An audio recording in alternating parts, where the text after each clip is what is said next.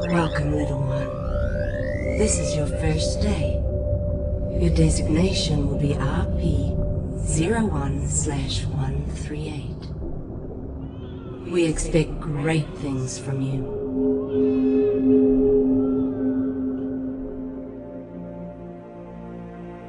You have been born into dangerous times.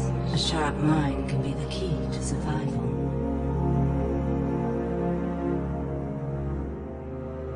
But as often as not, it will be your inherent physical traits that win the day.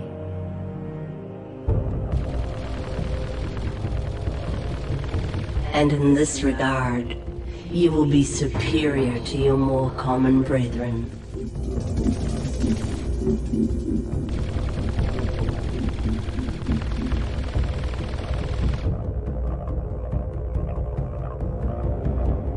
For you are a commander, an elite unit, something truly special. Your weapons, your armor, and most importantly, your brothers.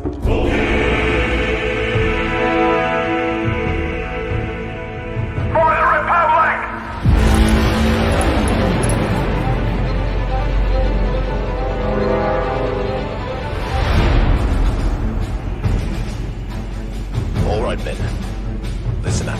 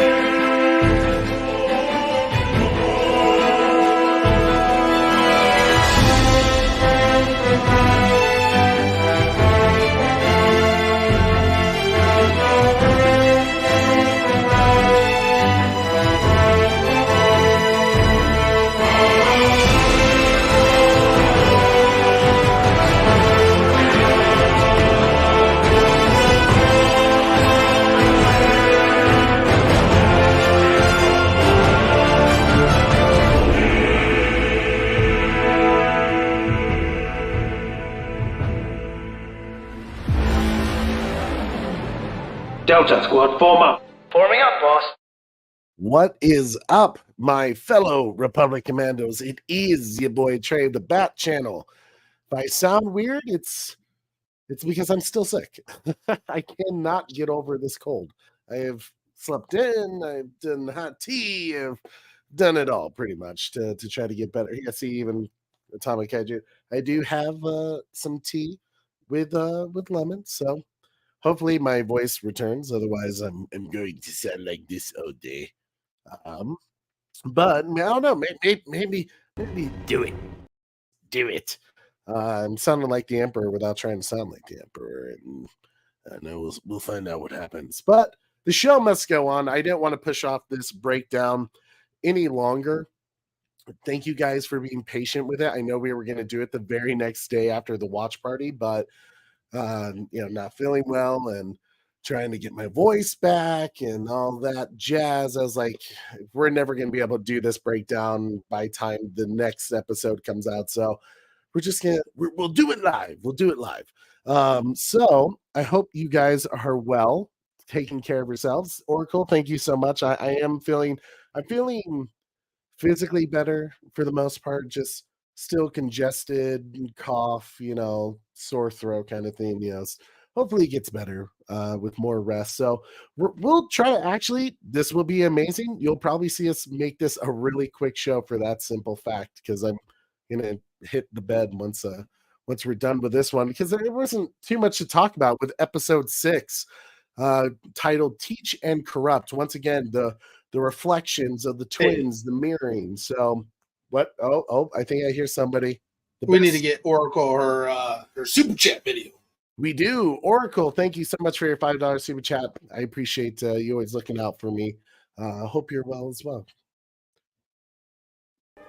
Size matters not. Look at me. Judge me by my size, do you?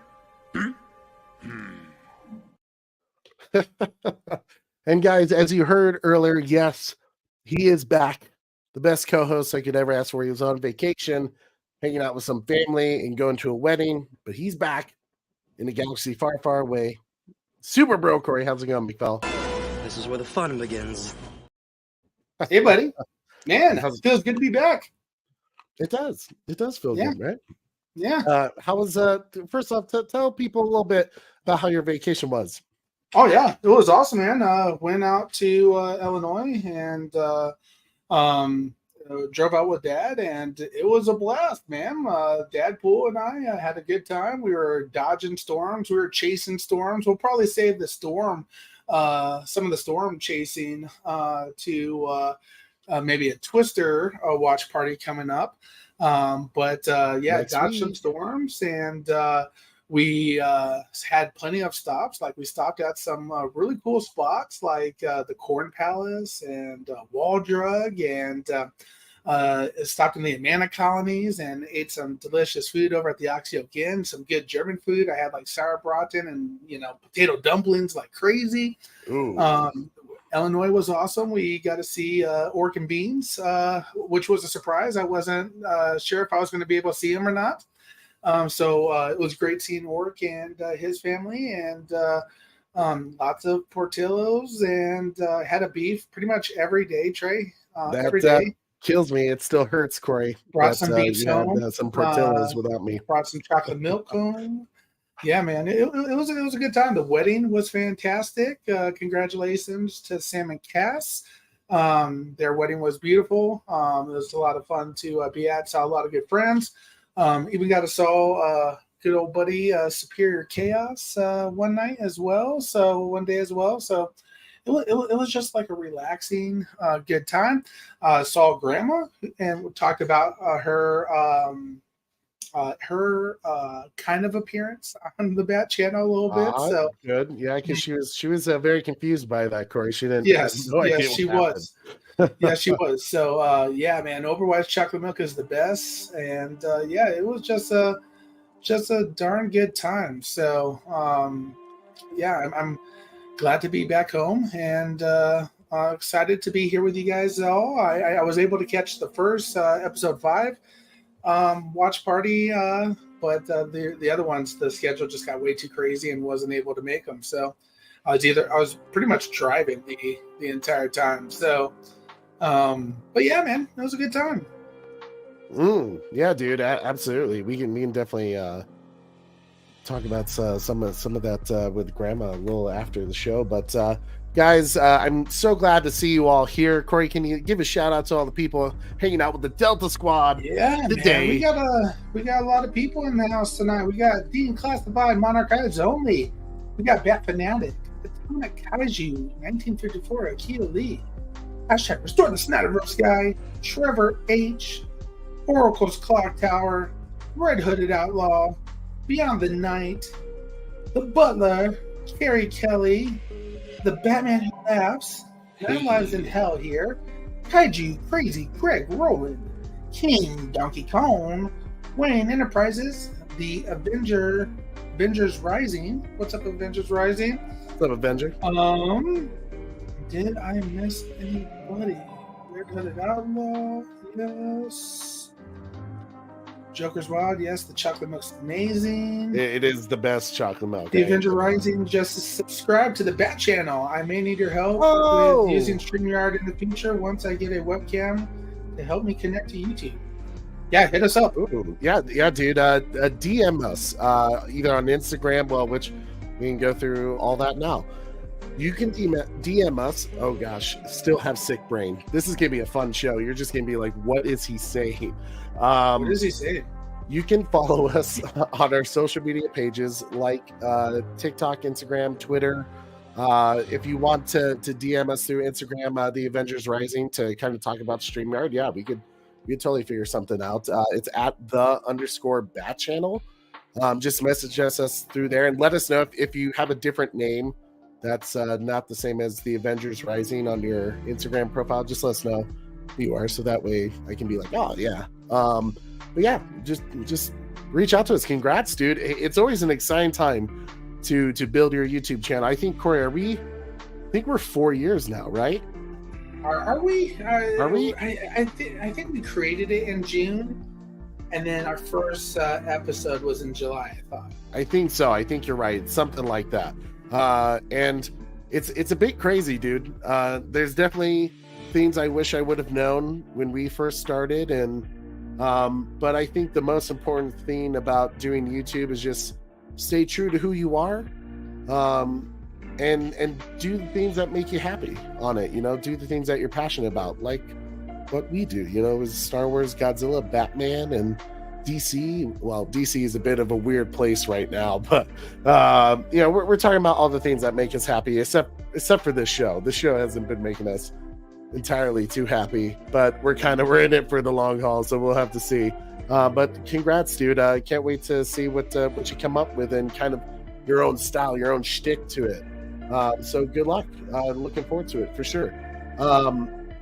July 23rd, 2020 was our first show. July 23rd. Welcome to the Bat Channel, your main Batman hub. Main Batman hub. Haven't talked about Batman in a while. Well, I mean, there hasn't been too much to talk about with Batman, but we'll have to bring it up. So yeah, Corey. Well, let me say this real quick first.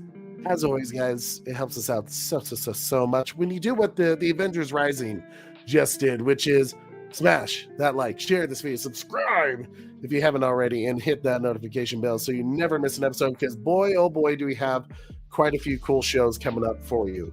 One of the shows that we have coming up is tomorrow. Shark Week has started. If you know me, I freaking love Shark Week. Shark Week is my jam. I definitely spend a lot of time on the Discovery Channel just watching all the Shark Week stuff. Love it. Is this going to be another Megalodon? What do you mean? Oh, I see what you're saying. Yeah. Oh my God, the Megalodon's real. Oh man. I did fall for it, Corey. I was young. I was in high school. Megalodon's back. He's been hiding this entire time. Oh my gosh. But I'm really excited. There's this movie that everyone has been talking about on Netflix, and even a few people have thrown out the name Jaws and said is the best shark movie since Jaws. When you say that, like, you piqued my curiosity, but now you've set the expectation, so we'll have to see. So we have a watch party tomorrow? We have a watch party tomorrow around the same time as today. So hit your notification bell on that. Don't miss that one. We're going to watch it together over on the Netflix streaming app. So I'm excited. I'm excited to see what that's all about. So yeah. What's up, bro? Good to see you, bro. Hope you're doing well, dude. So yeah. I don't know what to expect from it other than it looks like a great white shark is terrorizing France, which I look forward to it. But we also have a few other videos coming out, reaction videos, some more breakdowns, obviously the watch party for episode 7 of the Acolyte. So the Bat Channel, hopefully my voice they get up that high up in Paris? Like, what do you mean? Do they get that great high? white sharks? Well, great white sharks go wherever the hell they want, Corey. they don't stop for nobody. Nobody. The great white shark just says, I'm hungry and that's where I'm going. It's their ocean, Corey. We just swimming in it. Just doing some recreational activities. Oh my gosh. Into the water. What's that? 20 kids go into the water. 20 kids come out of the water. The ice cream man takes the rest. Master of Disguise. If you haven't seen that movie, that is a classic right there, full of just great comedy. Love that movie. We have to do a watch party of that sometime. We might have to do that. It's such a good one. But yeah, man. Well, there's some great stuff coming up on the Bat channel. Some big announcements too. So hit that like, smash that. You know what to do. Corey, are you ready just to dive into it? Like this one. Here's what I'll say about this episode. This episode was slow. It was definitely a filler episode. Honestly, they probably could have shortened it and made it. Honestly, they could have gotten everything that they wanted done with this episode probably in 15 minutes, which I feel like they should have just added to the previous episode. Can we talk about that for a second? Sure, go ahead. Go, yeah. Filler episodes. Like, how many episodes is this season? 8 episodes. And how many filler episodes would you say we've had now? 2? Ish? At least two, we could say. How are you going to have 2 filler episodes where really not much goes on in an 8-episode show? Doesn't make any sense to me, man. It's trash. It's when you don't know. We love character development too, Drake. We love it. I'm all for it. There wasn't a ton of that though. It was a lot of walking around and kind of saying comments that are just, we already kind of know what they're thinking. Yeah. So it was a waste of an episode. I mean, in all honesty, it was kind of unneeded. They really could have just said everything they needed to say in this particular episode in the previous one, as like the last 15 minutes. I don't know why they've been each episode, right, Corey? If I'm correct, some of them have been shorter than 30 minutes, or they have been 30 minutes. Yeah. And it's a weird thing, and I don't know why they're doing this, but I've been rewatching. Corey knows this. I've been rewatching Prison Break because I never finished that show, and I was like, good God, it's a 22 episode season. Each episode is at least 45 minutes. And I didn't really feel like there was any episode in there that was a major filler. I think there was one where I was like, that was a filler episode. Dude, what about 24? 24, yeah. Every episode is something crazy action-packed. Like, what's going on here with all these, like, Disney? I feel like it's Disney quite a bit that's doing these, like, short season and, really not much content in it. I mean, it just tells you they don't really have a ton of story to really go off of, so they have to kind of floof it out to like, I don't know. For as weak as the story has been already with this show, yeah, I still say episode 5, it was one of the strongest episodes, partly because of the action, but even watching the action, I'm kind of like, I don't know. It's the choreography wasn't as good as what they were telling us to expect, with Leslie Headland saying it was prequel trilogy good and better than the prequel trilogy even. So it wasn't that, but the story throughout, I feel like for the most part has been a little lackluster, which is sad. I hope I'm wrong, but they are thinking about doing a season 2 of the Acolyte. Oh, sweet. Def, take me now. I have heard that. I've heard Leslie Headland say she has she has quite a few seasons planned if people like it enough, which good luck. I haven't heard a ton of people say great things about it. Everything in the books to Nightfall, especially when Jean Paul Valley taking on Bane and his goons, which is my favorite part of the comics. Oh yeah, you're talking about the Batman Nightfall comics? Great, yeah, fantastic. 24 was a fantastic show. Oh yeah, it was. I'm actually showing Wonder Wife that. Josh, hey Josh, good to see you, dude. Yes, episodes are short, and this was sadly such a filler episode. Episode 5 I enjoyed overall, and episode 6 was a letdown after that. I enjoyed the stranger more than the twins. Yeah, I agree. I mean, the sad part is, and I think that's where the show is kind of is honestly really messing up is the main characters are the twins, and they're one of the I wouldn't even say the worst part of the show, because it's the way they're written. It's not their performance. The performance of the actress, she's doing exactly what they're asking her to do. It's just the amount of flip-flopping these characters do that makes them hard to get behind and to support them and to honestly even care. When you have a character that you can't, like, 0% of the time you can't expect what they're going to do, because they're just going to flip, because they have no morals, they have no value. That you can't say, oh, I love my sister, I'm going to kill my sister. Oh, I love my sister, I'm loyal to her. Oh, I'm going to, knock her out and destroy everything she cares about. It just doesn't, it's hard to support them. But the two characters that I would say are kind of interesting is Soul and Qimir at this point, even though Qimir was kind of the character that we're like, seriously, if this dude's going to be the Sith, it would be a bit of a letdown of a reveal. But oh yeah, I agree. The Avenger Rising, yeah, the choreography is not anywhere close to Nick Gillard from the prequel trilogy. That is like the prestige golden standard of what it means to do great Jedi choreography or lightsaber duels. I thought we were going to see the best lightsaber battle ever in this show. I thought so too, but no, we didn't hit Still anything like that. Left, Trey. Don't What's hold your breath. Don't hold your breath, man. Don't hold your breath. Yeah, it's just been, I don't know. I really don't know what to say, because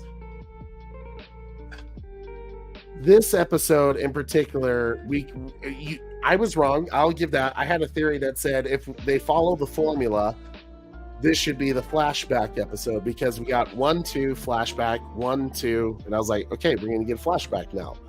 So they did throw us off with that, but instead they gave us something that was like, what were you trying to say by that? Like, there was some weirdness in it.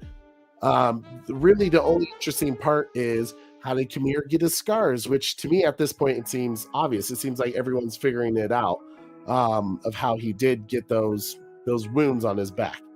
But let's go ahead, Corey. So they really follow 3 storylines here. They follow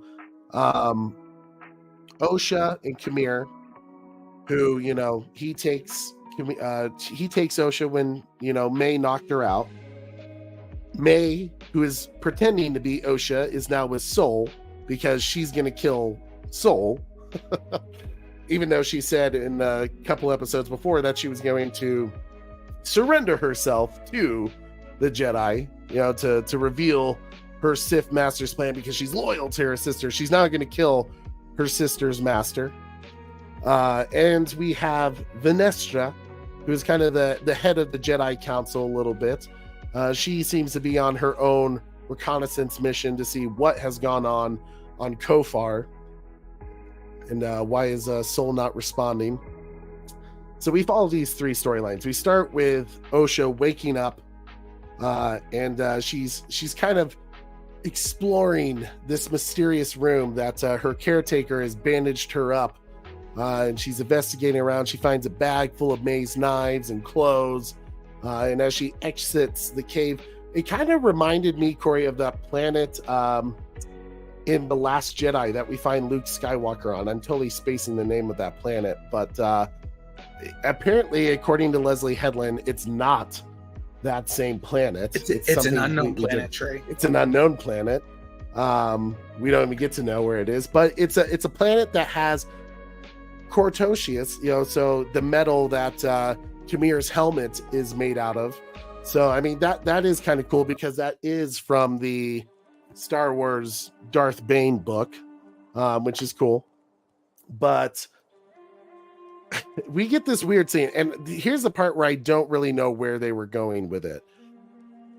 We have this reflection of the 2 sisters, right? This whole show is about yin and yang with the twins. The moons, blue and red, Sith, good, Sith, the bad, Jedi, the good. It's all been about this yin and yang, the reflection of the 2. They're polar opposites, basically. But here they get something where essentially, they're both like on this mission to kill each other's master, which is kind of an interesting concept. $10. Well, I'm not even sure. Is that a euro? Corey? I have no idea. I've never seen this before. What's up, Ryan? $10 super chat from Ryan. Saying naked teen heartthrob emerging from the waters. The main character watches and lusts. Wait, that's Star Wars. Who is this show written for? Exactly. This is the part that is so weird about it, Ryan, because she's going in there. Osha is going in there with the intentions to kill this dude. You could tell Qimir is clearly, he knows he's being followed. He knows she's there, and he's doing your typical Sith thing. The more freedom and leash they think they had, that's really when he's in control of her. So he's doing his typical Sith thing, but she's gonna kill this dude, and she takes his lightsaber and just, I don't know. There's this weird, like, he has this confidence and swagger to him that's like, are you gonna get in the water with me? Like, or are you just gonna, stand there and let me put my clothes back on? It was just like, I didn't understand the purpose of it, other than they're constantly trying to hint there's this attraction between them, which I don't see. It doesn't make sense, especially when this dude represents everything at this moment she doesn't care about. Corey, what was your particular thoughts on this whole pool scene? Dude, like, man, I just tired of it. Like, it's not something that we really ever seen in Star Wars before, so I thought it was unneeded. But am I surprised that they did this? No. We saw Yord a few episodes before, shirtless as well, and it's just a weird vibes that Star Wars is putting on, and people are saying like, oh, this is a kid show, like the Star Wars is for kids. What, why are these adults complaining about a kid show? Like, this is not a kid show. What's going on here? I wouldn't let my kids watch this. It's insane. So, like, it was clearly trying to show the temptation, the seduction of the dark side. That's what this was about. She was looking at him seductively while he was in the water. He got down naked in front of her. Yeah, put on his clothes. It was the temptation, the seduction, of the dark side. That's what they were trying to do. I think that's what they were going with. I think that was kind of the symbolism that they were trying to do, because one thing that really stuck out to me of what May said to Osha, she's like, if you live a life of a Jedi, you live without purpose. You live without love, family, any of that. You're just basically this drone going where they tell you to go, doing what they tell you to do. You don't have a life, and I get the kind of sense, just based off the things that Qimir says, is that he's really trying to show her, like, see, the Sith provide freedom. That is what the Sith are. It's freedom to do whatever you want, to have love, to have desire, to have emotions and feelings. And it's an interesting, like, way of, like, going about it in terms of, hey, she's seeing this dude naked in the pool and he's kind of hitting on her kind of thing. But I think, if anything, the most important part about this particular scene was to see Qimir's scars. To see he has had kind of a rough life. He has been in many battles. He's very battle-ridden, right? But Corey, first off, I know we've gone very deep into this whole scene here. I apologize, Ryan. We haven't said thank you for your super chat, dude. Ryan, thank you so much for your super chat, my man. I appreciate you. Corey, can you play Ryan a little some to say thank you? Yeah, I was looking through which one I was going to play. And this is Cora, what she was thinking and what she was wanting to do to Qimir.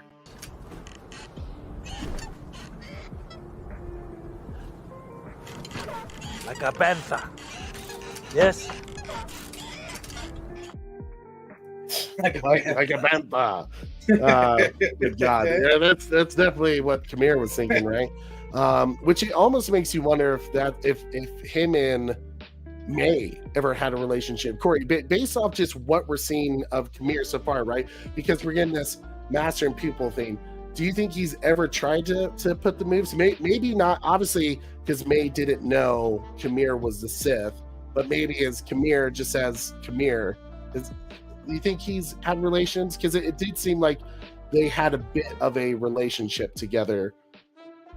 Bro, like, yes, absolutely. You know, there was definitely weird vibes, and like how he's like, you know, like it definitely gave me night and day vibes, you know, where he like took her off to some private island, and you know, night and day with the Tom You're Cruise. talking about Tom Cruise and Cameron Diaz, yeah. Yes. He's like, how do I get these clothes off? He's just like, I changed you. Yeah. I'm a spy. I did it in the dark, you know. Yeah. That's exactly what I was. It did have a bit of that vibe. Yeah, but I would say absolutely in the same way that Soul has like some creepy vibes with Korra as well. So it's like, you know, like they're definitely implying something more as well. But thanks again, Ryan, for your 10 euro super chat. Thank you so much, dude. That really means a lot. But you know, he is constantly trying to, you could tell, right? He's doing all the tactics of how to show the differences between the Sith or a Jedi, or at least the manipulation of the idea, right? Because he's like toying with her almost. She's just like, you're wondering right now, is it honorable to kill me? You know, is it can I read your mind? And he's you know, he's constantly, you're not a prisoner here, right? Like, you know, you have put this idea in your own mind. Take the ship. High tide will be gone in a few hours. You know, go ahead. I don't care. The more leash he seems to be giving her, the more freedom is the truth of how much control he's starting to gain over her by that manipulation. So it is very cool just to see how he's maybe slowly turning her or getting her comfortable to the idea of the dark side. But Corey, just based off that, what did you think about how Qimir he's like warming her up to the idea? He's grooming her to be his next pupil. Yeah, absolutely. Just again, weird vibes of the temptation of the dark side, you know, like it's interesting. It's a very, you know, seductive way to get somebody to the dark side. Is the vibes that I'm getting from it. It's like it's weird, right? Like you saw Anakin's path, you know, to the dark side, wanting to, you know, save Padme and everything like that, and have like a real, you know, strive to go to the dark side. And you know, by this whole, you know, kind of seductive play of the dark side, it doesn't seem like it's a legit, you know, like, oh yeah, that's why I'm going to join the dark side, you know, like it doesn't the meaning to join the dark side with Qimir is lessened. I feel like them by them how they wrote and shot these scenes. Yeah, it's not as impactful as Anakin's turn, you know. I mean, it'll be interesting to see. Hopefully, like, they really at least give us the backstory on Qimir and his turn to the dark side, or maybe even who his master was, because we do learn that from him is that he was a Jedi a long time ago, and he really emphasizes a long time ago, which maybe suggests he's a lot older than what he looks. I'm not sure, but it does beg the question, who was his Jedi Master that really gave him a bad taste of what the Jedi are and kind of pushed him to leave and to become a Sith? It's an interesting, I think we know who, based off the things we're starting to see, who that Jedi Master is. And if you saw the thumbnail, obviously you're starting to catch on who it is. But yeah. What's up, Tim's Talk? Hope you're doing well, dude. Corey, go ahead and go to the next slide. Yeah, real quick on this, Kato. The thing that I saw was, this possession that he has with her, and there's even a comment in these next few scenes about that she's more than just a Padawan to him. So, like, and he had this like kind of weird, goofy looking face as well. So, like, there's something weird going on there. I feel like.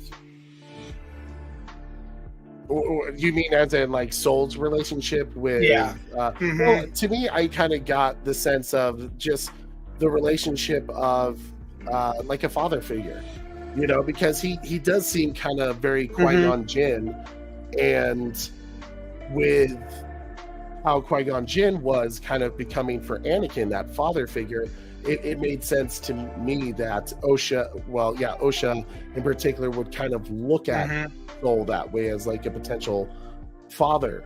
And honestly, I think what I would say is weird about Soul is just the different ways he approaches his Padawans with the Jedi, because it does seem like he does have an attachment to them.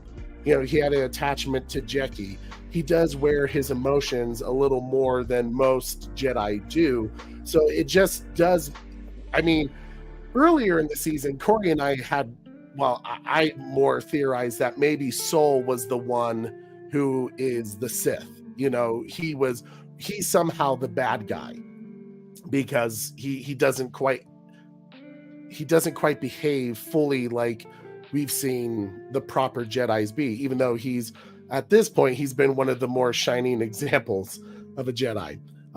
What's up, Tony? Hope you're doing well. Letter V looks like Y is Qimir's, Y Scar Venestra's initial. Yeah, and that's what I was getting to. Is I think my theory is at this point, when we learn that Venestra has a purple lightsaber whip, which I know is from, I think, a Star Wars Disney High Republic comic, which I haven't read. I don't know what that story is.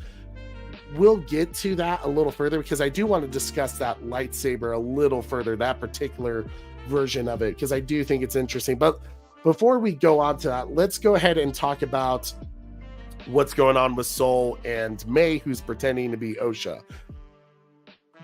We were talking that this scene was going to drive us nuts, that if we learn that Soul just like didn't immediately like call the High Republic and tell them like, hey, all my people are dead, there's a Sith out there, and like not realize that May is actually, or Osha is actually May in this particular case, we were going to be like fed up. Thank God they did. The first thing we see Soul do is he's trying to call, right? But the connection's not good. He needs to upgrade to 5G. They need to work on that service out there. But with May, who's doing the Osha thing, it did drive us a little crazy because we couldn't quite figure out, did Soul know from the get-go that was not actually Osha, it was May? Because the Qimir Sith said he didn't want to take off his helmet for the fear that Soul was going to read his mind.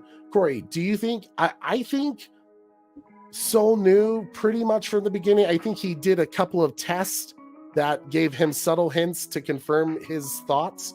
But do you think Soul knew from the beginning it wasn't Osha? No. I don't think he knew it was Osha right away. Yeah. When do you think he did know for certain? When the little beaver told him. The little beaver bezel. he's always going to be the little beaver to me. Jesus, I think he looks more like an otter, but okay, or whatever you want to call him. Yeah, I mean, just I got the sense he gave a couple of reactions of the way she would say things, do things, that he kind of, it seemed like he knew, but was almost maybe trying to let May figure out who he is, as a person a little more. He may have been suspicious, but I don't know if I don't know if he knew. Like, if he knew, he would have, done it by himself, and the little beaver, little otter, whatever you want to call him, would have been standing behind him as he captured May. So the either the writing or the shooting of it wasn't good, in the sense of I have full confidence that Soul knew that it was May from the get-go. He brought her onto the ship, like, he would have started, so I guess here's, yes, the ship was having some issues, but I feel like if he would have known that it was Osha or a May right away, he would have started interrogating her right away to find Osha. Like, we need to find your sister, like, I believe you that you're trying to, turn yourself in, like, I know there's still good in you type comments, and we would have been trying to find Osha right away, and that's not what we did. We basically just chilled out for a little bit. Suspicious, sure, that's about as far as it goes. Okay, so you're not convinced until our little otter bezel friend gave him the hint. Okay. I just like calling him that little otter friend. Little otter friend. Well, he does, let her take the wheel when he's trying to improve the connections, because he's not able to full on go out and tell him, like, hey, there's a Sith out there. Like, they haven't been extinct for a millennium. They're here. They're coming for us, and they wiped out my entire crew. What's up? Take it or leave it. Hope you're doing well, man. So he has her try to see if she, has her holding on down the controls of the ship a little bit while he tries to figure it out. But he does have, I think, a real nice, like, authentic moment where there's no words needed, but he's frustrated, he's angry at what has happened to Jeki and Yord and basically his entire team. But it does seem like he set something up for the controls. So I think kind of gives us a hint that he's already starting to suspect her a little bit. Broger says, remember how he was at the controls of the ship and he had his back totally exposed to May? I know he's a master, but she was right there and could have killed him. Yes, true. I mean, she did have the knives ready to go, right? Like, and that's where I almost feel like Soul was either so trusting, or, I mean, there was so many hints that, I mean, like scorched hair for one. I don't know how he couldn't smell that, but I don't know. I choose to think that Soul maybe knew or suspected the entire time that it was her. But I think I'm gonna combat that, and I'm gonna say I think there's a reason they are making these types of things with the Jedi uncertain. Okay. This is a play to get the Jedi looking like they're crap. Did he know? Did he not know? Did the little beaver otter tell him? Who knows? Well, I mean, it definitely seems like there's something a little more going on with Soul, but basically when the ship turns off, right? Like, he's unable to get in touch with the High Republic and tell them everything that's happening after they kind of have this nice comforting moment. Osha, being the meckhead that she is, like, she should be able to fix the ship. So he's like, go ahead, fix it. Take care of it so we can get back on the road and talk to High Council, let them know what's going on. As May goes around trying to find how to repair the ship, she finds Pip and Bessel, who corner her. And this, to me, this was a particular scene. I don't know, it just kind of took me out as ridiculous and like overly comedic. But to have this like weird scene where Pip is basically like, no, I'm not letting you like control me or use the ship. And Bessel, like, I don't know, he like weirdly attacks her, but the choreography or the way it was just shot just made it look like a dog humping a leg. I don't know. Ain't that the truth, dude? And her little robot, that she factory reset that. stuff out at her. Right, And Soul not, but then she went back to Soul, and Soul didn't know anything still. Like, oh, I didn't feel a disturbance in here. Like, well, you know, I mean, I think honestly at that time, I do think, I know, once again, to agree or to disagree, I'm going to choose that Soul is a better Jedi than what they're kind of, or at least how the editing is making him out to be.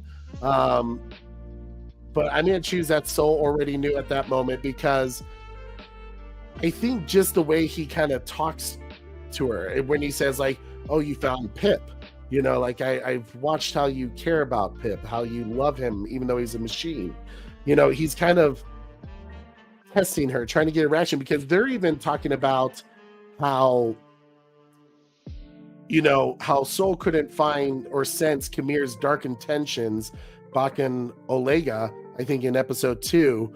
But May says when you want something, you only see what you want to see, which is not something Osha would say. And I think that was him testing her to see, you know, how, you know, you lose yourself when you become a Jedi. And it just makes that even more that that he's not dealing with the same girl, right? And even May imploring Soul to tell her the truth of what happened 16 years ago. So, of course, this show has to hold on to it a little bit longer. They can't tell us the secret. Let's see. Every time I hear the argument, they're trying to make the Jedi look like crap, I have to go full double facepalm pride. The self-indulgent, self-enticing, and unjustifying moral superiority. Interesting. So Kato,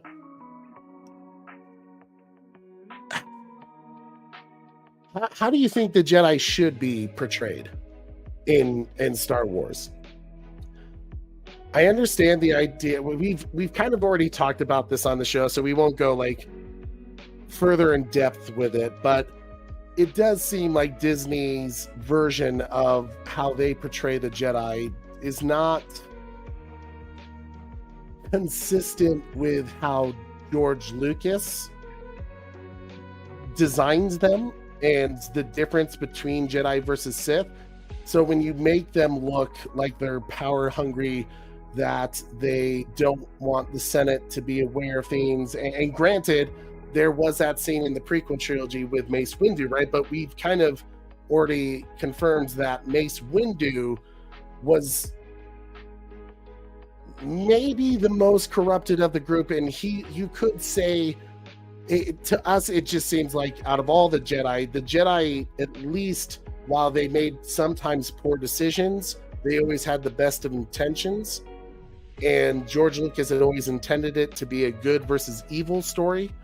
And with what we've heard Leslie Headland say about her views on the Jedi, what her actors on this show have said about the Jedi, there seems to be a huge misunderstanding from how George Lucas wrote and created the Jedi versus the Sith, because to say that there are no good guys, it's just a matter of whose side you're on, I think is not, that tells me there's that huge misunderstanding.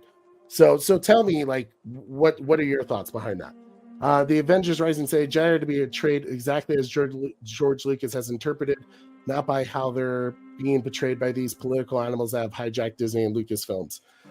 Yeah, I mean, it definitely feels a little bit like that. Like they're putting too much of our reflections of our own society within the Jedi, which it's supposed to be a bit of a fictitious story. It's supposed to be a bit childlike wonder, because George did make it for kids. It was supposed to have this idea of good versus evil.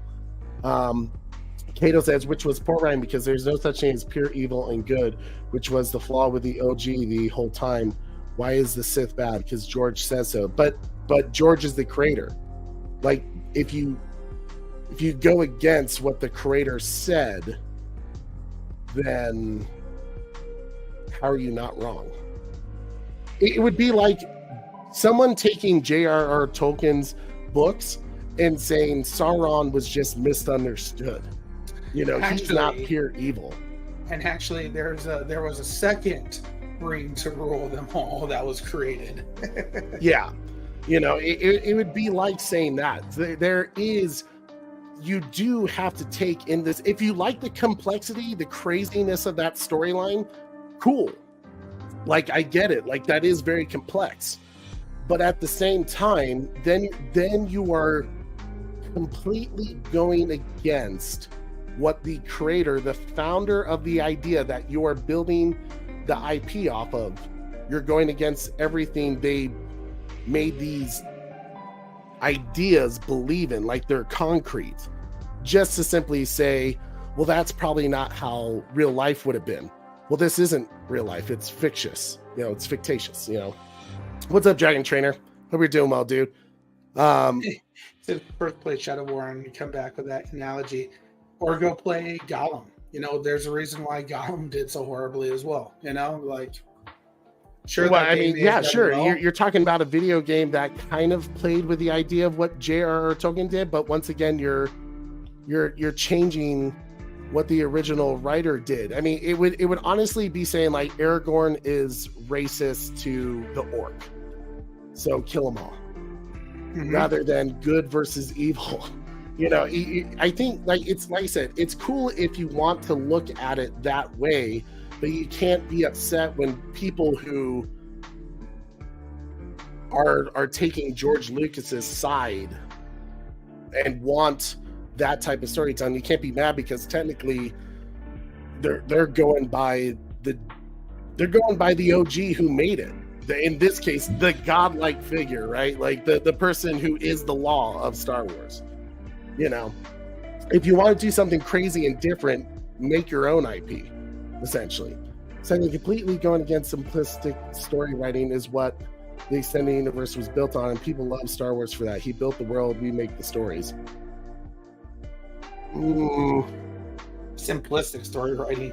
Simplistic. I think we have, once again, Kato, I think we have a different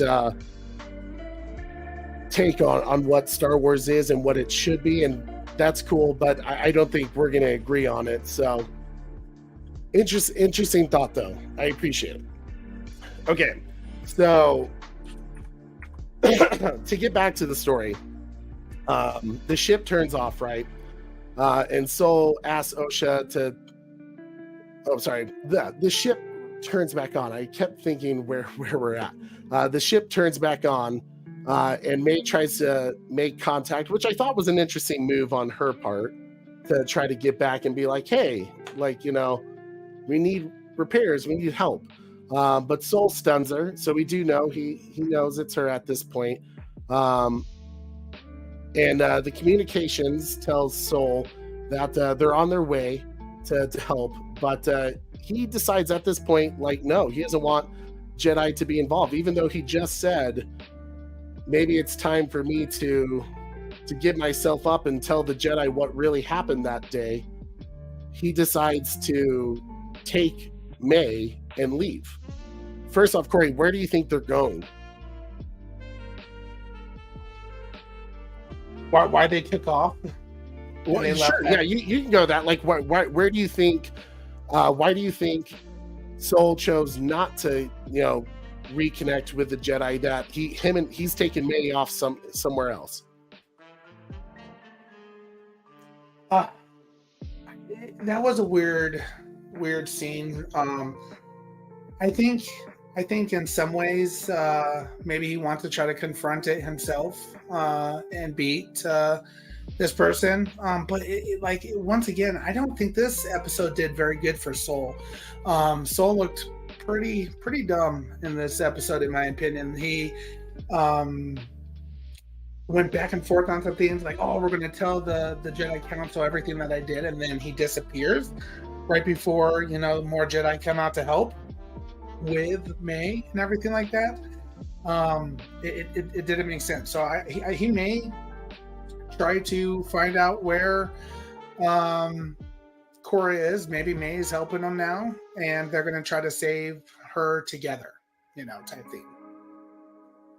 Yeah, I think my guess is they're going back to Brendok, because I think he's going to physically show her what happened in a way. Scene of the crime kind of thing. And it'll be an interesting reveal to see. Now we know. I know you and I suspected that maybe Soul wasn't a part of what happened, that maybe it was Master Trinity, who made the call. Dude, if they go back there, that it's just going to continue to show how stupid Soul is. This episode, man, think about that. Oh, Korra's in trouble. Korra's in trouble, dude. Korra is in trouble. And if they go there, we're going to take a field trip before we find Korra. Wait, May Korra? knows where What are he you talking is. May knows where he is. May knows where this unknown planet is. So if they go back to revisit, here's the scene of the crime. This is what we did here. Where we're just wasting time. If Korra's in trouble, we should probably go find Korra. Not let's go take a field trip to show you all the stupid stuff I did as a Jedi. Korra? What are you talking about? When I'm talking about May, bro, like if he takes May back to whatever planet you want to go to where the witches are, to show Korra's in trouble, right? Korra. Twin sister. Korra. Osha? Oh, excuse me. Okay. Sorry. That's why I was like confused. Osha. I was like, who's Korra? Yeah, my bad. Osha. Yeah, that was completely different. Osha is in trouble, right?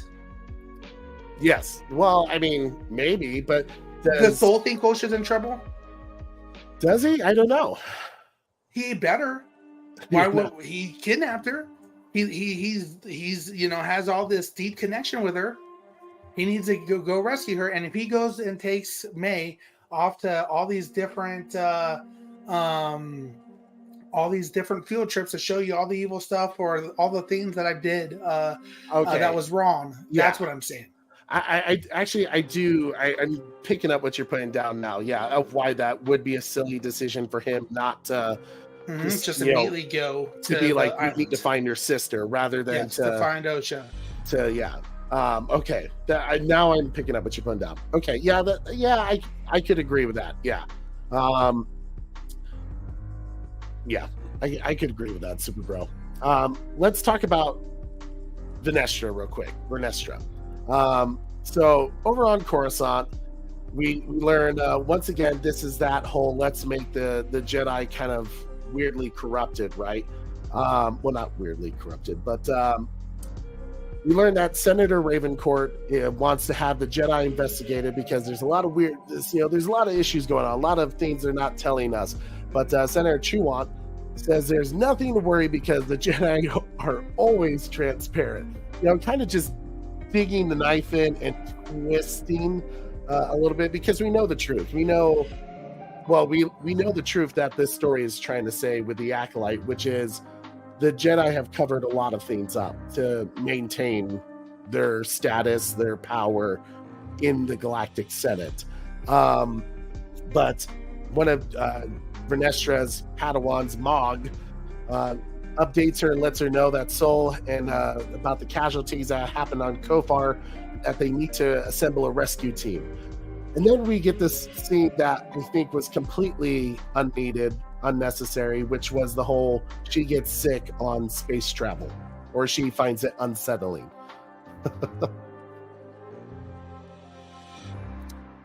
Take it for what it is. I don't know what the purpose of that was. Was it to make a laugh or just to be silly? But I don't know. Oh, wait. Do I see Donnie? Donnie's here. What's up, Donnie? Donnie, my man. Thank you so much for your super chat on our last stream. I really did appreciate it. I know it was like right at the end, so when the show was coming off. But just wanted to thank you so much for, I think it was a $2 super chat from yesterday, just saying great show. Thank you, dude. It really does mean a lot. Hope you're doing well. And I'll play you a little something to say thank you, but appreciate you, good sir, for that $5 super chat. And here you go. This is the way. This is the way. Thank you, sir. Much appreciated, Donnie. Hope you're doing well, dude. It's great to see you as always. Corey, so we do get the Jedi on Kofar investigating the situation. They learned that from the villagers that the Umber Moth's colony attacked, and that they need a journey into the forest. And you see that they get these force echoes about what happens. Surprisingly enough, they didn't get a force echo that had it flat out say, "I'm a Sith." But you get the sense that Vernestra, because Mog is even, her Padawan is like trying to say, well, these are all dead by a lightsaber. Who did this? Who would be so powerful? Well, it must be Soul. Soul did it. He's already blaming a Jedi Master. And Vernestra's like, no way. It's someone else. And you kind of get the idea that Vernestra knows who it is, that she knows exactly who has caused this. Do you think, Corey, now that we've seen Vernestra whip out her purple lightsaber whip, and she kills that bug roly-poly creature with it, do you think because of the wounds on Qimir's back, the slash marks, that it's actually her? I think there's a high probability of it, dude. Like, this all really annoyed me as well. Kind of lay it out for you. We've had, Kanaka, Trinity, Torben, all killed. These are Jedi Masters, so all of them have been killed. We've had a straight up, massacre of numerous other Jedis. Soul's team. Soul goes back to report, and they do get the general gist of it that Soul's team is dead. So now the body count of Jedis are like 10 plus, in some insane number. Does the Jedi Council know? Multiple Jedi Masters are dead. Soul's team is dead. How has no one told the council yet? It's insane to me. Where are these, Jedi whistleblowers? This isn't Bone. Like, what the hell is going on? It doesn't make sense to me how this isn't confronted, and it's which still kind of messes all with that Kayandi Mundi, story as well. We're seeing some major Jedis killed in action here right now, and I don't feel like we're following the chain of command.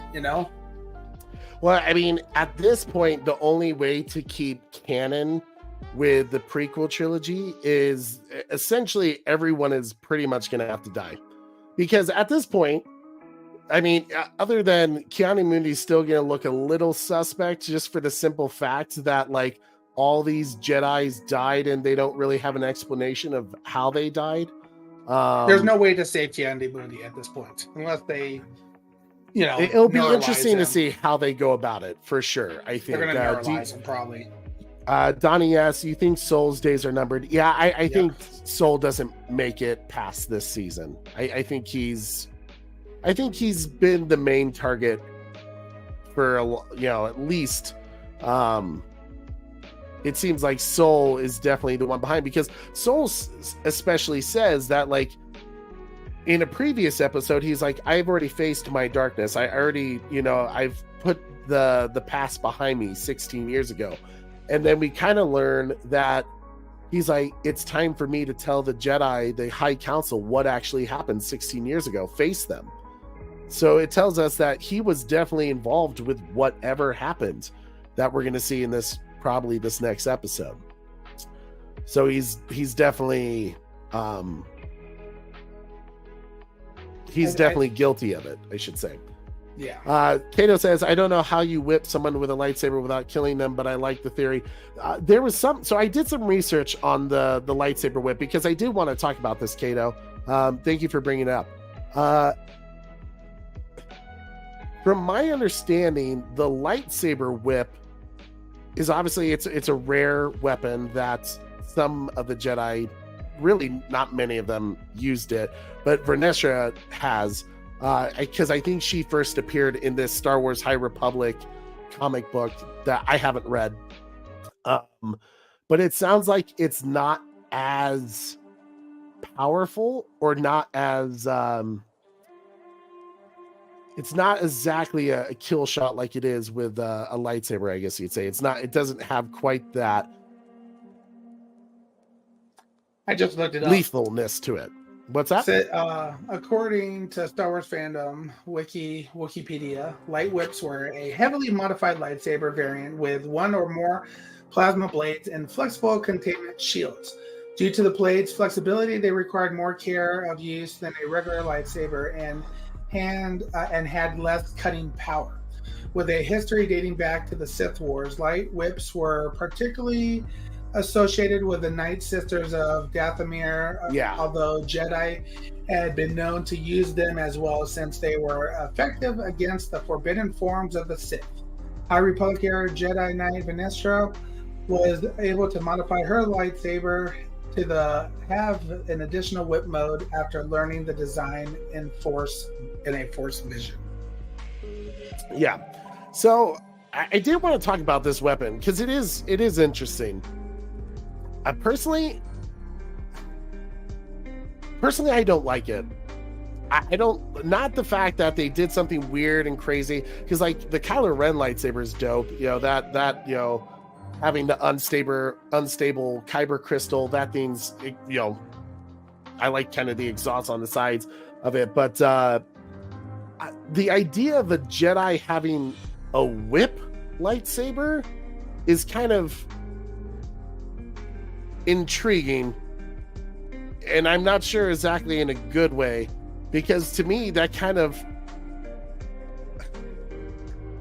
I don't know how to quite put it, with how the whip doesn't exactly symbolize what I think the Jedi would want to be known for. You know, it doesn't quite fit who the Jedi are.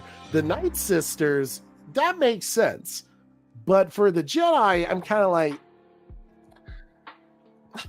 You're absolutely right, Trey. I think the only person that should have a light whip in Star Wars is Han Solo.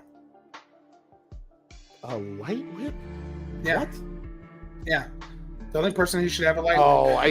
Are you doing like an Indiana Jones reference? Hell there? Yeah, I am. Good God, Corey. I'm like, what? Oh my God. Dude, I don't even know what to do with you. Indiana Han Solo. Yeah, I mean, it's,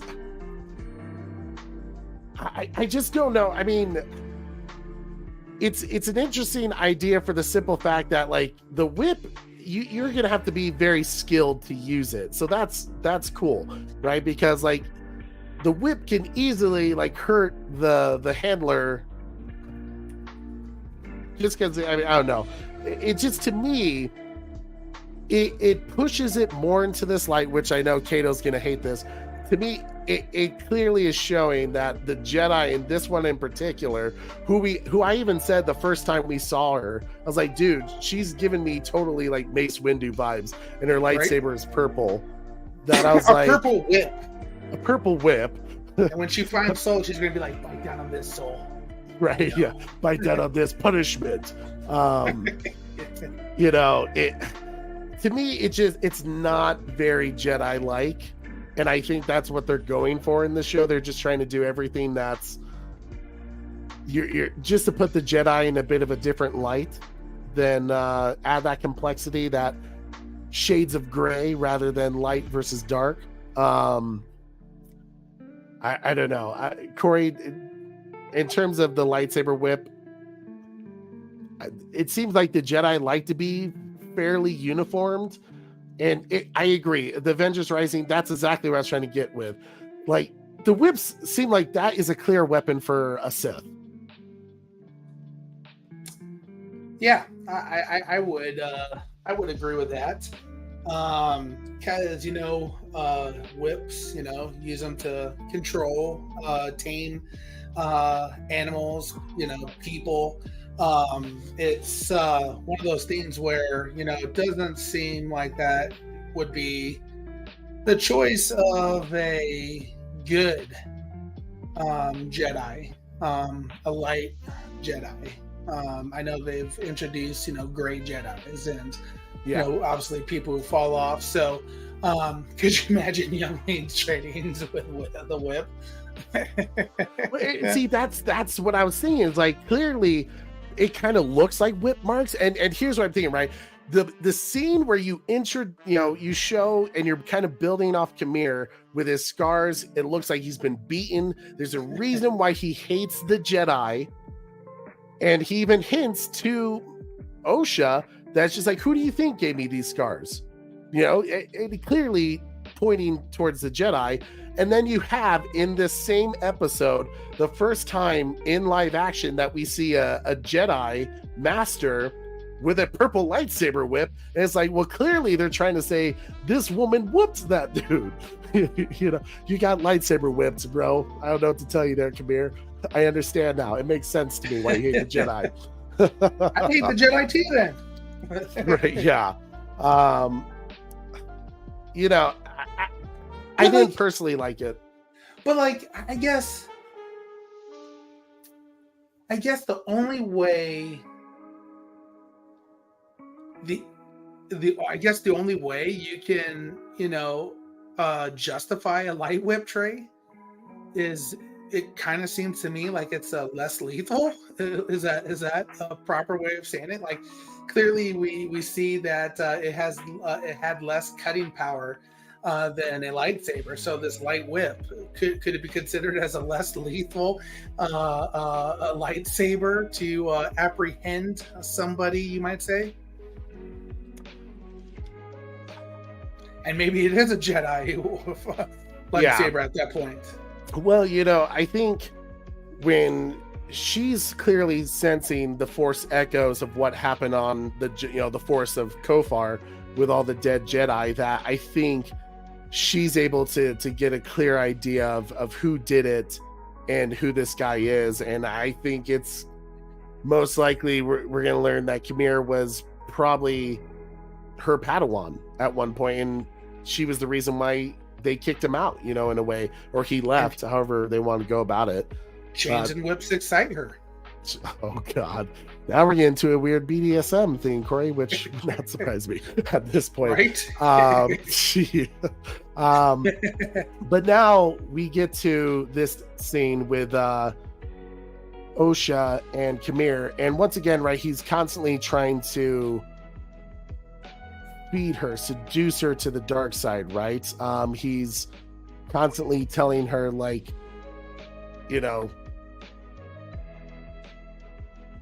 essentially how the Jedi are wrong in their teachings. The Jedi teach their way of the Force, and it's a lie. That, if you don't train and if you don't practice, you lose your abilities. And he's like, but with anger, with love, with all these emotions, you don't need the way of the Jedi. Trying to get her in on that, on how maybe the Sith have it right, and the reason why we deem the Sith evil is just because the Jedi tell us they're evil in a sense. Interesting. And even he calls it semantics. And he's like, here, go ahead, use the lightsaber. Go ahead and kill me. Like, do what all the Sith always do, right? Strike me down and, become the new Sith to rise. Do it. It's the thing they always do. They want to see you take them out because it just feeds into their evil ways, right? But she tells him, like, I can't do it because, Jedi don't attack the unarmed. And he's like, why do you keep calling yourself a Jedi? Like, you're not. So stop acting like it. So she goes for it, right? She goes for the kill shot, and he's pushing her further. And he's like, why aren't you a Jedi? Why did you get kicked out? Why did they push you out? Why did you leave? And she finally says she failed because, and as he puts it, when you lose everything, you become free.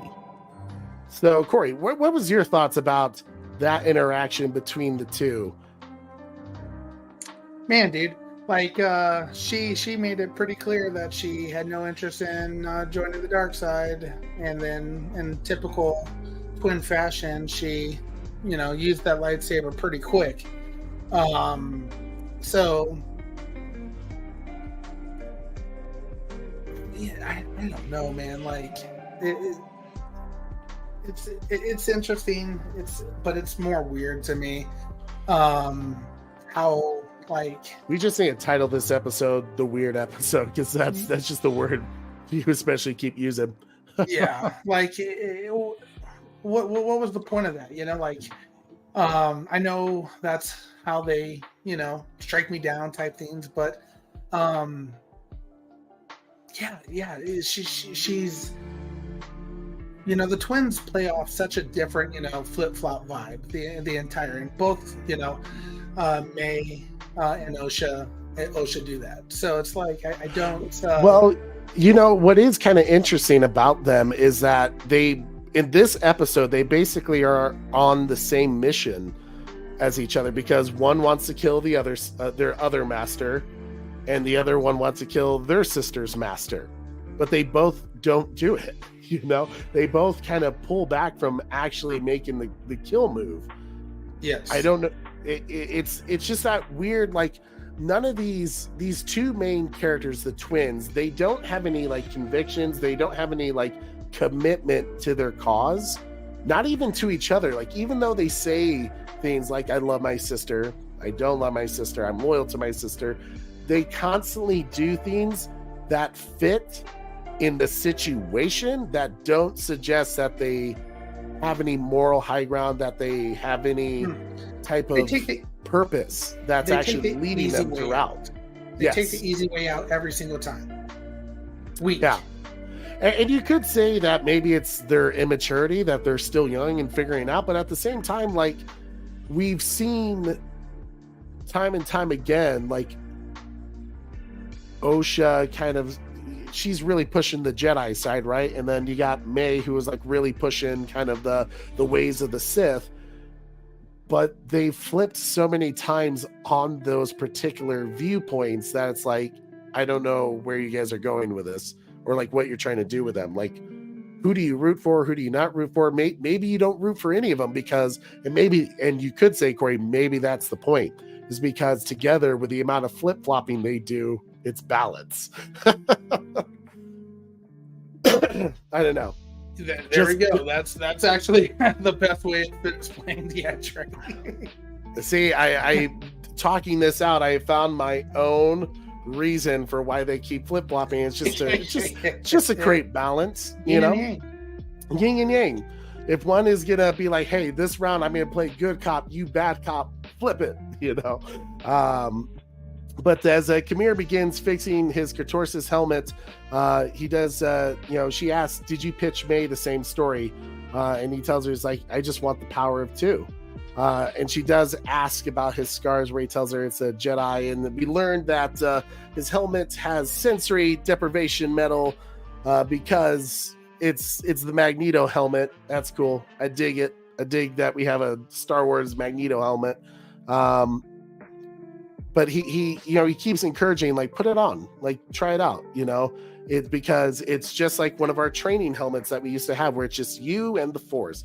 Get in, let your mind go into it. Which I think of how they're going to use this is when she puts on the helmet and you just hear her breathing, and it's kind of getting to this like weird meditation like thing going on. I think essentially she's going to be somewhat connected to May when Soul reveals the truth about what happened. So she's going to learn about it too. So an interesting episode. Dude, it was a slow burn for sure. Dude, you're absolutely right, man. That's exactly what's going to happen. And maybe that's what turns her to the dark side, because we know she's flipping. Yeah. She's going to kill Soul. You think Osha is going to be the one to kill Soul? Yep. And then May's going to kill the other ones. Them both. Okay. May's going to become good side now. Forgive me for my sins. Corey, if you had to rate this episode, what would you give it? You still have one more page, I think. Oh yeah, it was from earlier, just showing when Soul decides he's gonna tell May everything. Bro, this one, what am I gonna rate this episode? That's tough. It was a very meh episode, I'd say. And I'm still so frustrated that it wasn't really much character development. It was just a filler episode, like you said. And how do you? I still don't understand how you do a filler episode in a series that only has 8 episodes. Like it, you need it to be like 24. You know, that was intense. Every single episode, always intense. And I feel like you need to be at a higher pace, higher level, especially when your episodes are short. How long was that episode, Trey? It was not even. I think when you take out all the like credits, the opening stuff, the end stuff, you know, it may have been just below 30 minutes. I think it was like 28, if I recall. That's tough. That makes it frustrating. I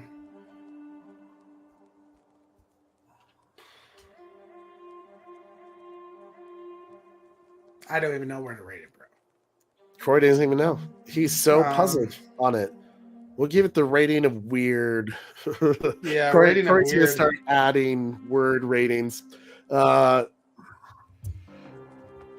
I'll put it this way. I don't think it was the worst episode. I don't think it was the worst episode by a long shot. It was a filler episode. And a filler episode that really probably could have been done in 15 minutes.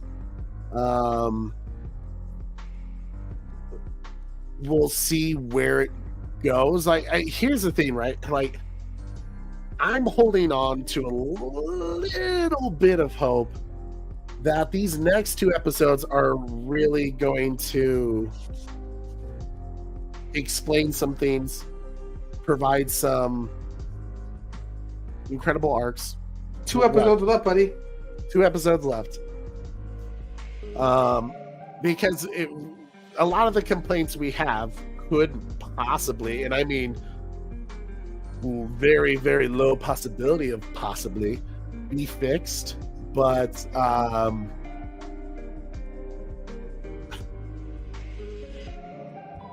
going to give it... The pacing was really dragging for me on it. But there's some things that interest me, like Qimir's scars.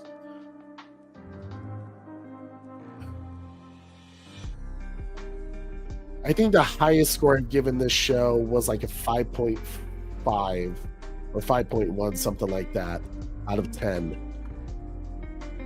And I think that was the first episode because I was like, yeah, let's see where they go with it. It was kind of interesting. I liked the music. The music was good. You know what? I'll give a plus to that. I really dug the music in this particular episode. I know I've complained, like episode 3, I thought the music was trash, but me being a music guy, I have to give a little credit when the music is good. And I did like the music this episode.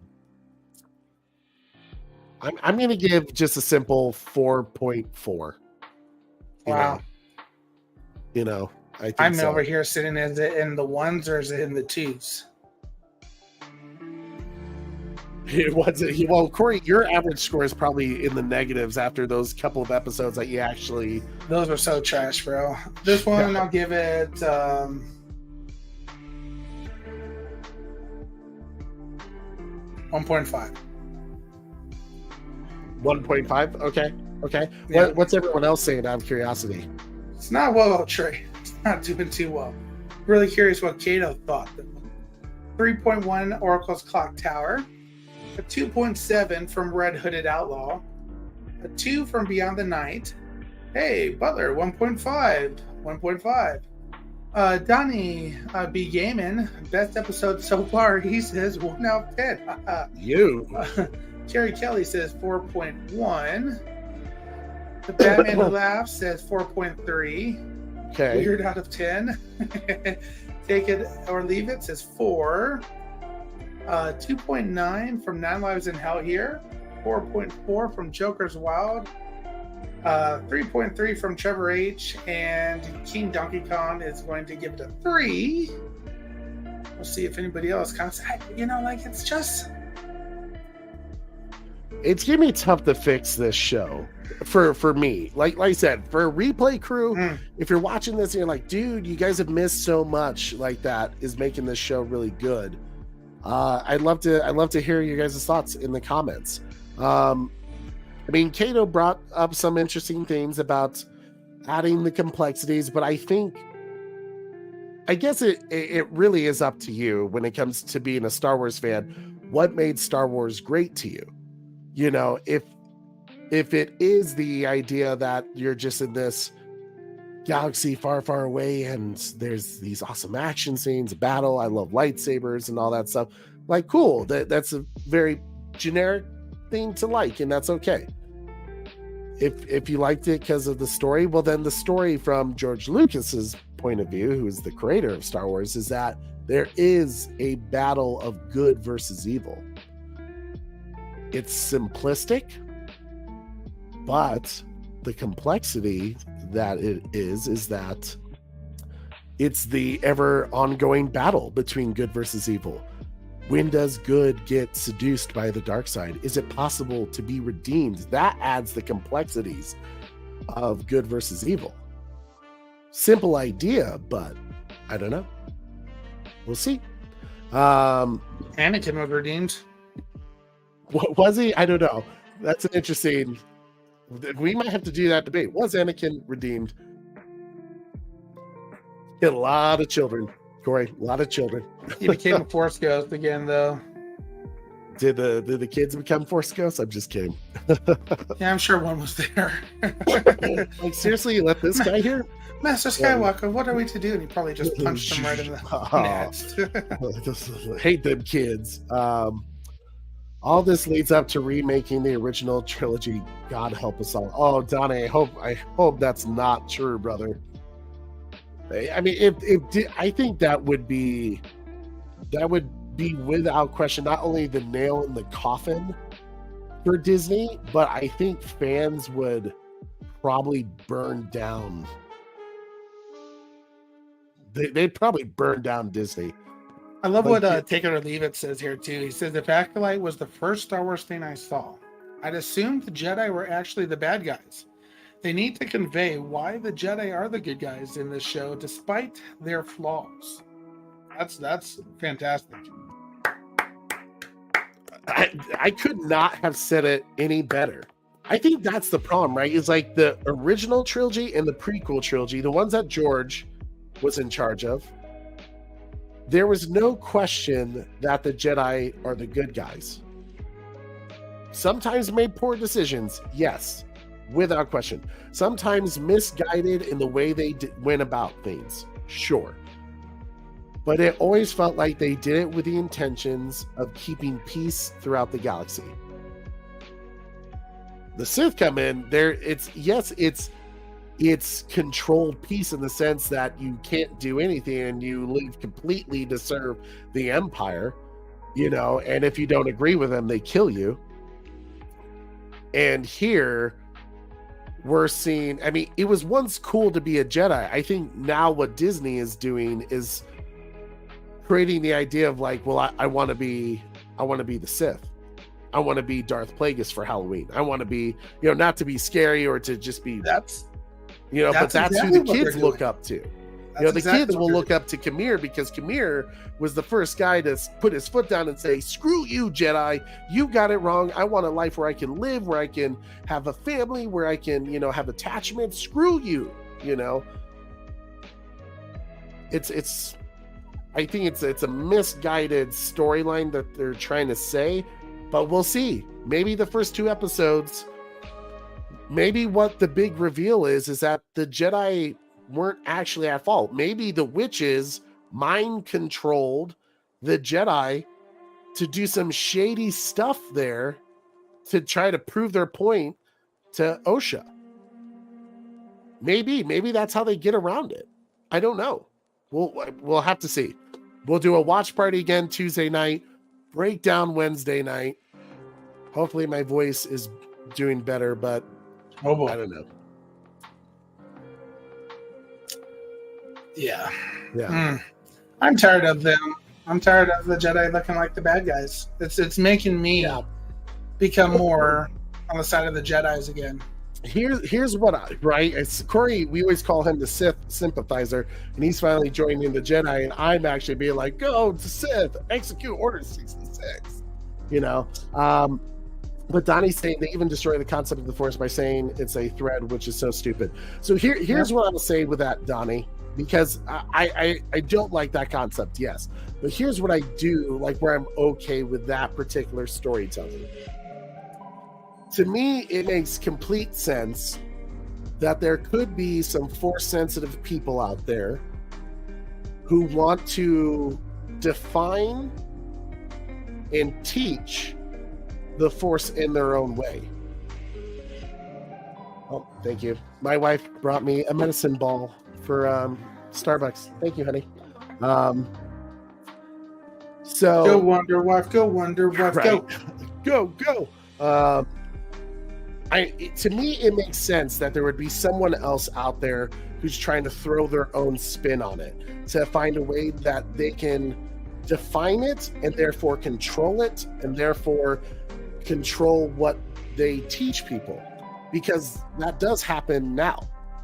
We see that all the time, and it makes sense that other factions, different religious groups out there would try to do that as well. I mean, it's kind of like Christianity. We have many different churches of Christianity: Catholic, Lutheran. There's many different versions out there, so it makes sense that someone would. While it's funny that they're very some would call it the Force, which they're wrong, and the funny part is the audience is going like, you're wrong. Like, it's not the thread, it's the Force. Even the Sith call it the Force. I don't know. Korean Trey was right. That's funny, Taladia. But yeah, we'll have to see where they go with the next 2 episodes. It's a very... They got a lot of ground to make. They do. Hopefully the next 2 episodes are like 45 minutes long each, because they're gonna really need to, at this point, because Leslie Headland has said she has an idea for a season 2, 3, and 4, and I think she even said season 5. I'm not seeing. I'm not interested at this point for her to continue. What? What? They have an idea for how many seasons, Trey? Apparently 4 more seasons, Corey, if I heard correctly. 4 more seasons. Yeah. Wow.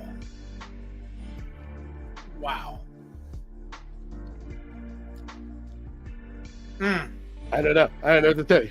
I mean, 4. Does the word cruel and unusual punishment mean anything to you? Like, I can't. What could 4 episodes of 4 seasons of this look like? Dude, that means nothing's going to happen. If she has 4 seasons worth, that means we're going to be left on a cliffhanger. If they're smart, they'll end it in a way where maybe there could be something more, or it has a good little tie-off just in case if things don't go well, which I don't know. Donnie says, yes, Bat, but you're giving them too much credit in how deep they thought this through. Yeah, they said, I think I can do a concept of the Force better than George, and this is the result. That is a fair statement, Donnie. I'm definitely, if you've heard me say this before, the first time I watch an episode, I react with you guys during these watch parties. The second time I watch it, before our breakdown, I watch it to understand why the writers made the decision that they did, and I try to make sense of it. That's me really, really, really, really, really trying to make sense of the writing and why they're making the choices that they did. And as not far me, as, Donnie. You'll get my take the same way every time. Yeah, I mean, because hey, like, to me, if there's something that I've learned through the different content that I like, a lot of it being like stuff like Christopher Nolan, Zack Snyder, stuff that really does make you think and like be deep in thought with it. I understand that there's sometimes, I mean, Zack Snyder can be, and M. Night Shyamalan can be very controversial directors because they do kind of push the envelope a little bit. And to kind of make your characters do things that you might go, ooh, I don't know if they would do that. But I feel like they do a great job of explaining why we get there, how they got there. And not only that, at least stay within the realm that makes sense and is plausible with a character that maybe we just haven't seen them do in movies before. So, like, for instance, the whole Batman not killing thing.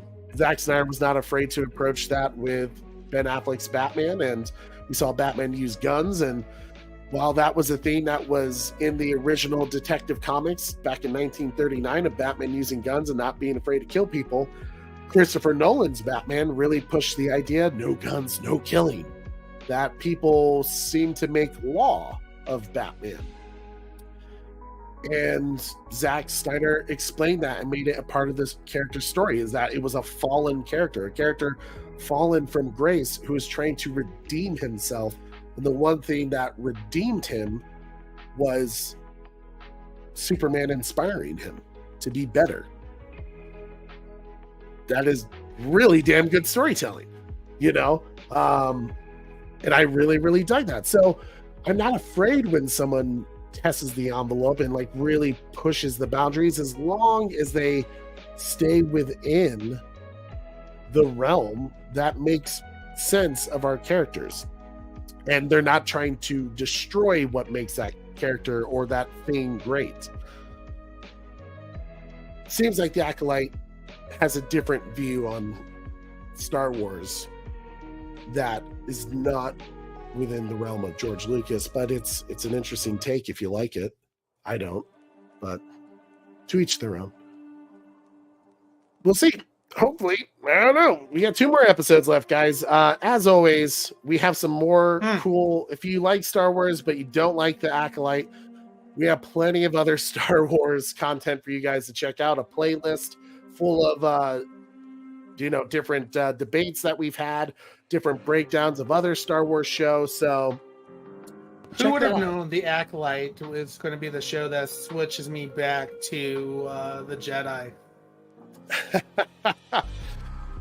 I would have never maybe thought. You'll see in a near future this background. Is that Coruscant right there from the Jedi Temple? Jesus. Yep, I got my Jedi chair behind me, sitting down. I'm a That's Jedi a Master. good background. You should, Corey, can you say one thing for me? Yeah. The Sith have been extinct for more than a millennium. Impossible. The Sith have been extinct for more than a millennium. My thoughts dwell on your mother. What?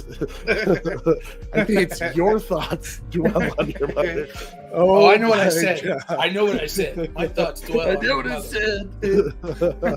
Oh my gosh, guys. Well, thank you so much. Make sure you hit the notification reminder for our watch party tomorrow to celebrate the first day of Shark Week. I'm so excited with the brand new film. Well, not entirely brand new. I think it came out a month ago, but I've avoided watching it because I knew we were coming up on Shark Week. But we got Under Paris coming out tomorrow. Join us. Make sure you have Netflix to watch it, because obviously I can't show it on our show because Netflix just shut me down. I don't want that to happen. I just want to hang out with you guys. But as always, it helps us out so much when you smash that like, you share this video, subscribe if you haven't already, and hit that notification bell so you never miss an episode. It's wonderful seeing you all. Take it or leave it. Donnie, Kato, gosh, who else do we have? Super big shout out to Oracle's Clock Tower and Oracle's Ryan. Clock Tower and Ryan for the super chat. Thank you guys Appreciate so you much. guys. Appreciate you supporting and the channel. Gaming for last week's Yes. last week's super chat. So appreciate you guys with the super chats. Thank you guys so much. I am your host Trey, with my co-host, a super bro Corey, reminding you to stay kind, be nice to people, tell us your thoughts about Star Wars: The Acolyte, and we all hope you had an amazing 4th of July weekend. See you later, guys. America. Don't forget to tune in weekly. Same bat time.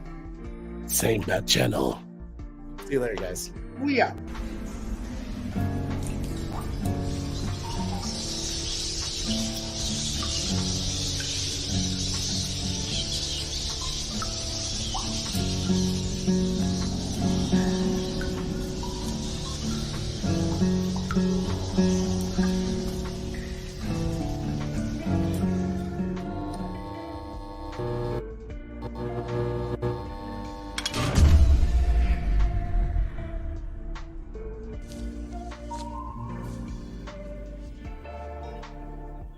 What the fuck is this piece of shit?